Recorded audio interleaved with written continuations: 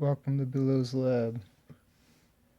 Today I'm going to show a couple little tricks on how to build a standard Clapton coil.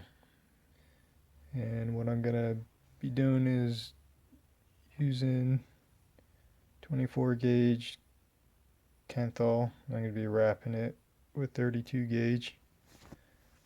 And I'm going to make the wraps really tight so you can actually see the e-liquid wick on the coil. And I'll go over how I do that.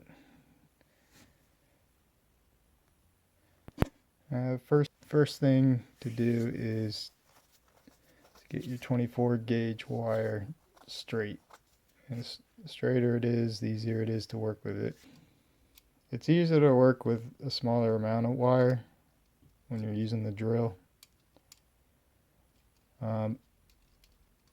In this case,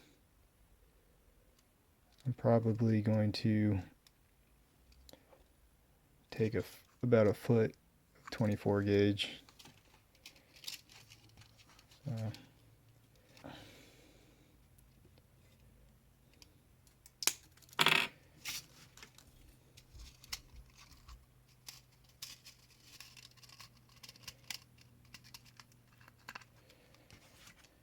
Alright, so I want to center it in the chuck.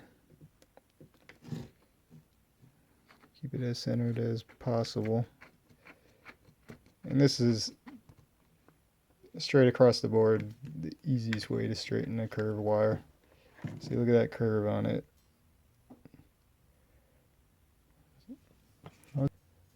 Pull it straight, and basically the twists, you're going to give it a twist.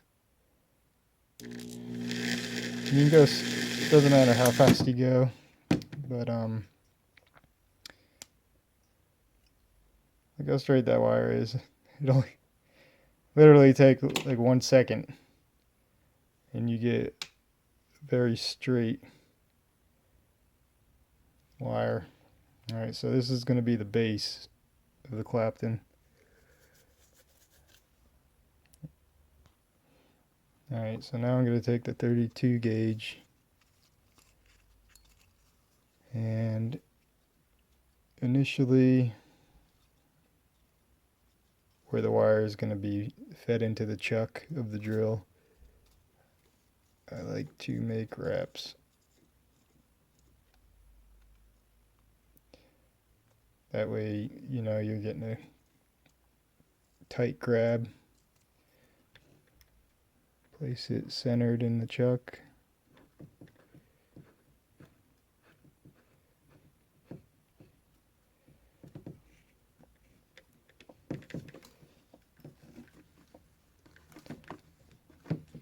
The tighter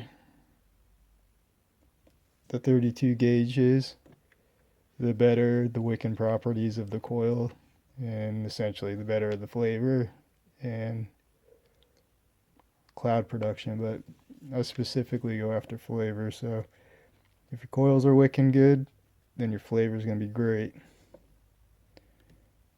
Now you want to get the wraps as tight as possible, and if you mess up, if they're too loose, you can always pull them down. If they're too tight, you're not going to be able to pull them down. You'll actually feel the coil wrap around and pull it on its own and lay it down. Now if you get that right and you get in a groove, then essentially you could pretty much just go full throttle on the drill, as long as you're keeping that coil from overlapping on each other. An easier way to do it, to where you don't have to worry about the coil wrapping back over the 32 gauge, is you can essentially bring it out and push it in. And you can repeat this process. It makes it easier. The only downside is it's not going to be as tight, and you might have problems with it springing off of the 24 gauge when you snip them and cut them. So the best thing to do is essentially get them as tight as possible. If there is a little slack, then just push them back.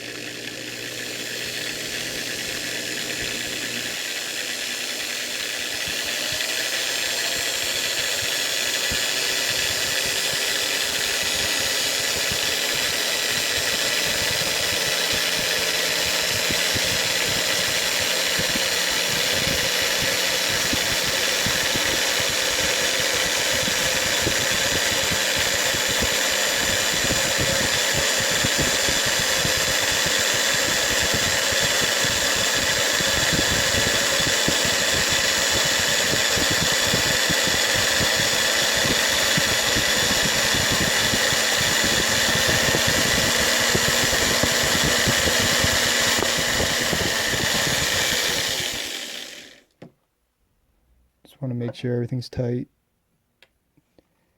and that there's no spacing. Basically uniformed all the way through.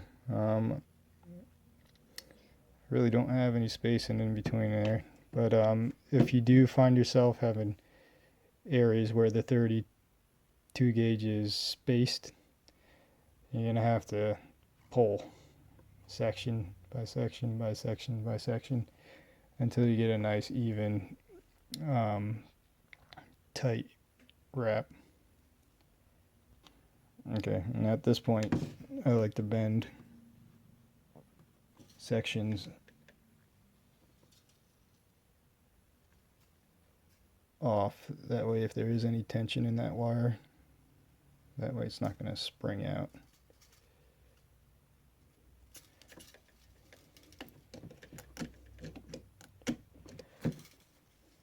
And then,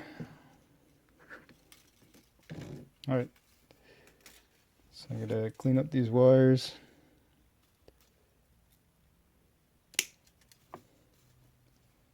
And then probably going to do either a 6 or 7 wrap. There's a bad part right there. You see how it didn't come all the way? There's some spacing. I'm just going to go ahead and snip that. And this is what I was talking about, that tension will push it up. So I'm going to bend this corner off. That way it doesn't come springing off.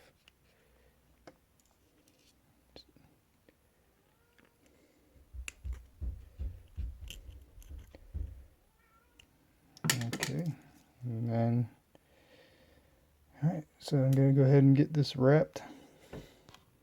Okay, so I cut that piece in half, and I also bend off the ends of it, that way it doesn't spring off and create loose areas. Remember, I want to keep this as tight together as possible, that way essentially the wire will wick the juice. Alright, so I'm going to go ahead and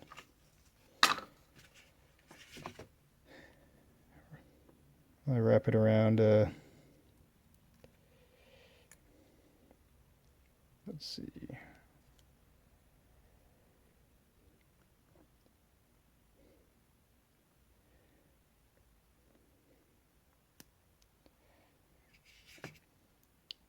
this is a 25 gauge.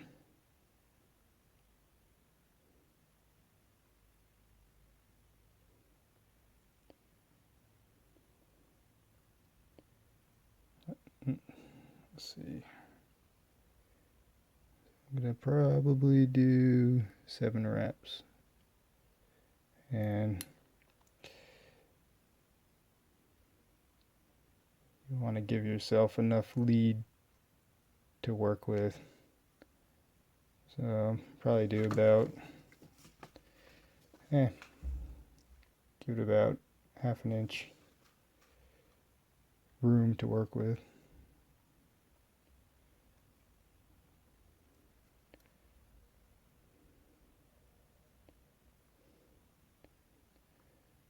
Got 7 wraps.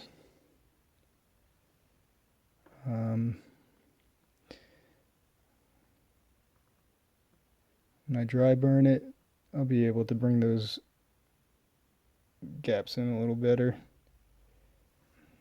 Okay, there we go. Got 2 Claptons.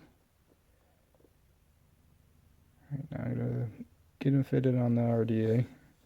On a 2-post, it's pretty straightforward. You got one lead going up and in, another lead going down in the bottom entrance, and then the other coil on the opposite side. So I'm going to go ahead and get that fixed on there for some dry burning. Alright, and then when you are dry burning, especially when you're using really small gauge like a 32 or anything higher, you want to make sure you're keeping an eye out for hot spots at the connection point, because these real small wires will essentially glow at the connection points if it's not cranked down very well. But okay, and here's what I'm talking about, how it will 32 gauge will kind of just spring off the 24 gauge if you don't have it bend over. It's pretty much just, there's nothing in there, it's just 32 springed. But I have it bent off, so that saved the rest of the coil. Okay, we got both coils on, set tight. Also, a good thing to do is to poke your ends to see if there's any fluctuation, once you got a loose connection. Alright, tight connections. Alright, so sitting at 31, that's usually about where I like to keep it. Get a nice warm vape. Okay, so essentially what you want to do is position your coils where you want them to sit, and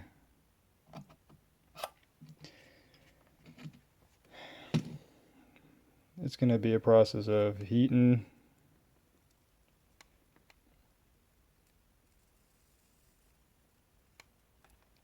pinching to get them coils really nice and tight.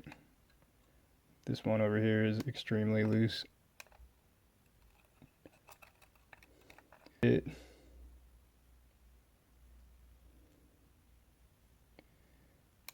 you want to stick the rods or something, just keep it its form, pinch it, and continue that process until your coils are glowing evenly from the inside out. Alright, coils are glowing evenly.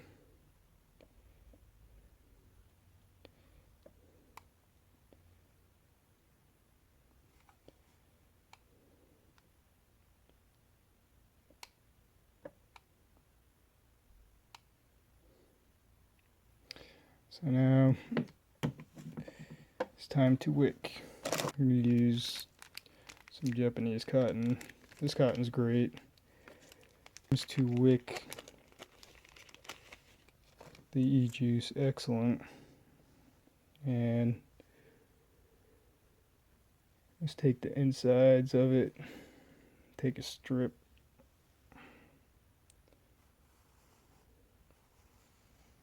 just pull it out. So this is enough cotton for the RDA. You don't want to pack it in through the coil. You want to keep it somewhat loose.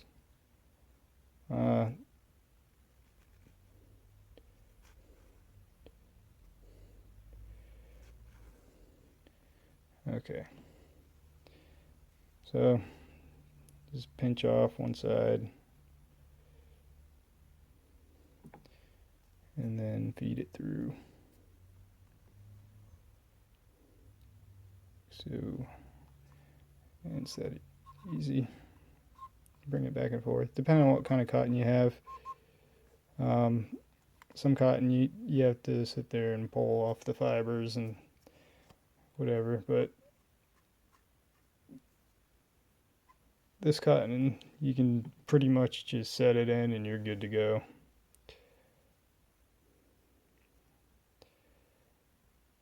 Alright, so I'm going to do the other side.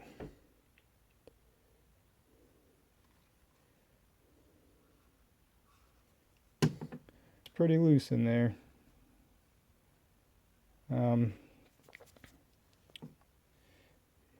You don't want it super tight in there. Alright. Now,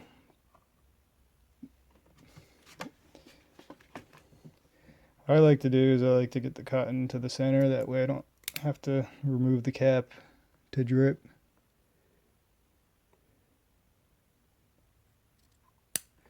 And I also don't like to pack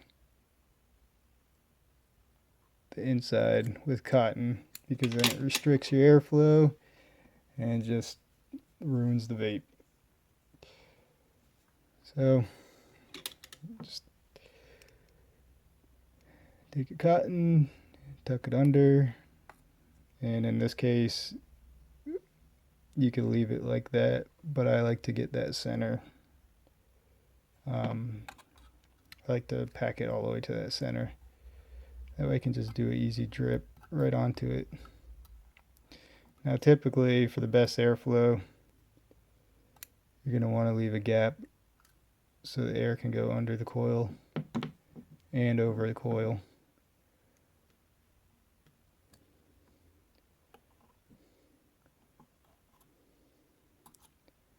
So get it juiced and get it vaping. Okay, I'm going to use some Caramel Corpse by Amber Juice. This stuff is great. Alright.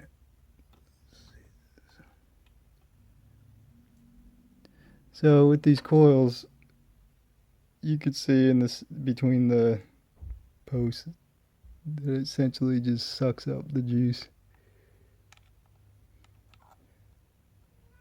on the coil itself.